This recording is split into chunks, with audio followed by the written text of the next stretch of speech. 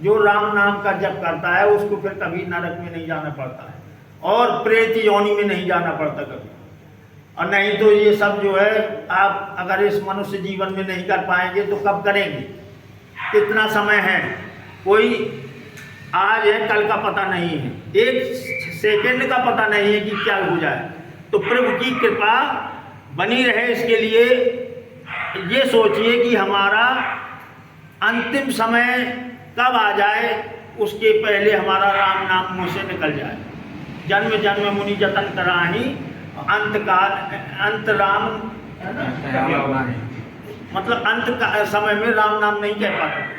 बड़े बड़े मुनि ऋषि यही प्रयास करते हैं कि हमसे अंत समय में राम निकल आ जाए। और राम अगर निकल आया, राम नाम की जप करने के लिए मैंने कहा कि जैसे कोई प्रेत यौन में नहीं जाता। इसकी एक छोटी सी कहानी है, अगर कहानी के माध्यम से मैं बताऊं।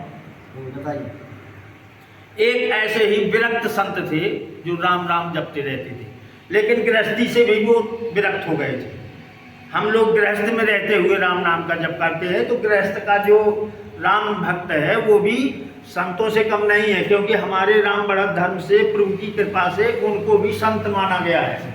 लेकिन ये समाज संसार न माने वो बात अलग है, लेकिन वो राम नाम का जप करने वाला संत कोटि का है। गृहस्थ जीवन में अगर है वो तो वो और श्रेष्ठ है, क्योंकि बड़े बड़े ऋषि मुनि संत महान जिन्होंने ब्रह्म का सुख लिया है, जिन्होंने साक्षात प्रभु को प्रकट किया है, वह सब गृहस्थ थे।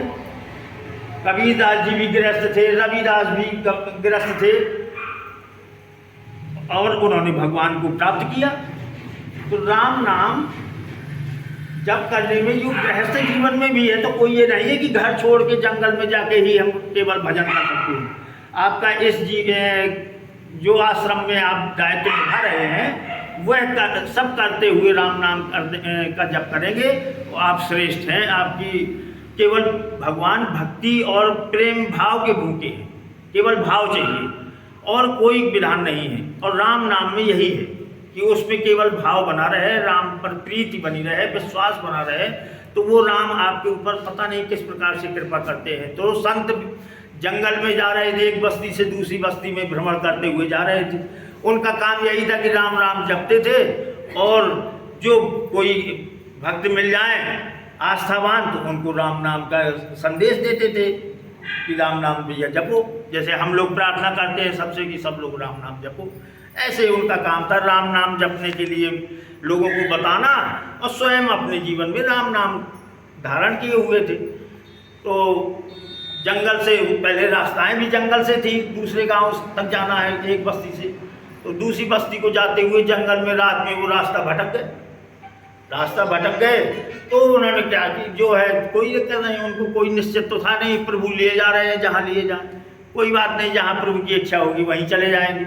तो जंगल में जाते जाते उनको एक जगह रोशनी दिखाई दी। जब रोशनी दिखाई दी तो रोशनी की तरफ आकर्षित होकर के चले गए।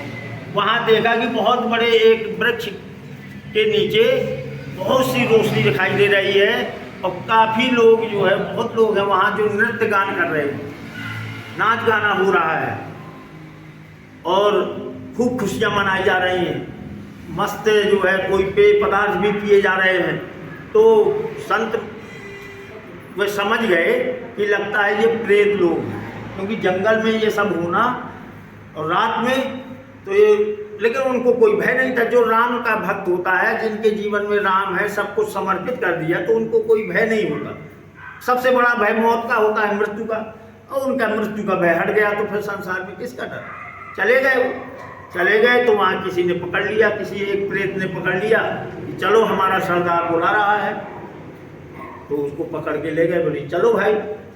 सरदार ऊंचे मंच में बैठा हुआ था और सब लोग जो है खुशियाँ मना रहे थे, नाच गाना कर रहे थे। तो ये जब पहुँचे तो बोले तुम यहाँ कैसे आ गए? बोले भाई मैं तो प्रभु ले आए जहाँ मैं तो जा रहा था, तो इधर आ गया, रोशनी दिखाई दी तो मैंने इधर चला आया कि देखें क्या हो रहा है। बोले तुम्हें डर नहीं लगता? बोले किस बात का? बोले हम लोग प्रेत हैं। तो बोले ये तो मैं समझ गया था कि आप लोग प्रेत ही हैं, लेकिन भय किस बात का? हमें कोई भय नहीं है, क्योंकि हमें मारने का कोई भय नहीं है। और बिना प्रभु की इच्छा के कोई कुछ कर नहीं सकता। अगर प्रभु चाहेंगे तो ले जाएंगे, प्रभु की अगर इच्छा नहीं है तो तुम्हारी किसी की ताकत नहीं है कि हमारा कुछ बिगाड़ सके। बोले अच्छा ये बताओ कि अच्छा, उन्होंने पूछा संत ने कि ये बताओ, आप जानना चाहते कि ये खुशियां क्यों मनाई जा रही हैं, क्या हो रहा है ये।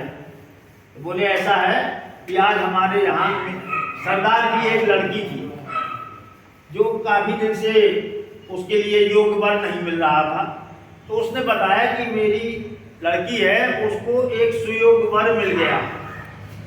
अब उसकी अगले दिन दूसरे दिन शादी होने वाली है, इसलिए पहले से हम सब लोग खुशियां मना रहे हैं। बोले अच्छा कैसे।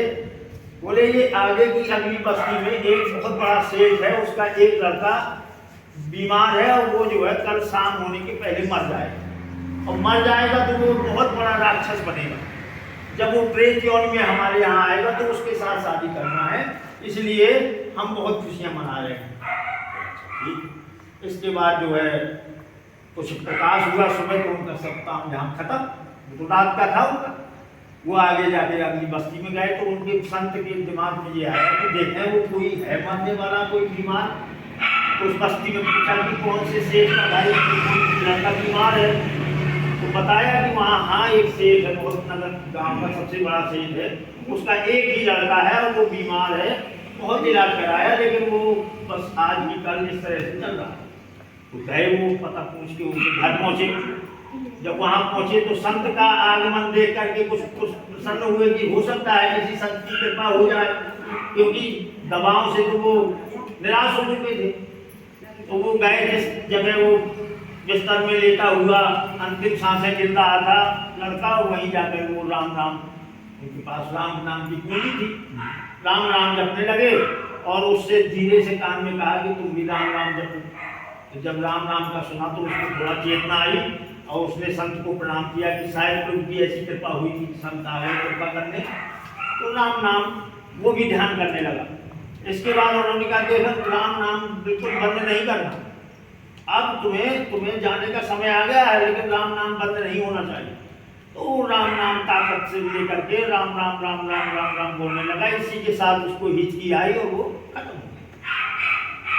खत्म होना ही था उसको, लेकिन राम नाम उसने अंत समय में ले लिया। और निश्चित है कि वो राक्षस बनने जा रहा था, तो उनके पिता के कोई पुण्य नहीं होंगे। सेठ था, पता नहीं कितनी छल कपट से और छल विद्या से धन कमाया होगा, तो उनके पिता के उसके कोई धर्म पुण्य ऐसे नहीं थे कि वो उसका मरने के बाद वहां का जीवन सुधर जाता। इसलिए उसको प्रेत में जाना था, क्योंकि प्रेतों को भी पता था कि हमारे यहाँ आने वाला है। और अंत में संत ने कृपा कर दी और राम नाम दे दिया। केवल राम नाम मरने के समय उसने ले लिया। अब वो दूसरे दिन शाम के वक्त दिन भर रहे, शाम के समय उनकी मृत्यु हो गई।